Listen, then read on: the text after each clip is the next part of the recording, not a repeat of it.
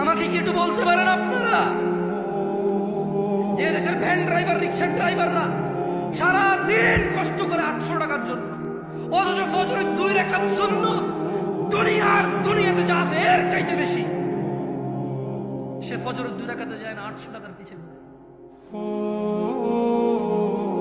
কোনদিন কি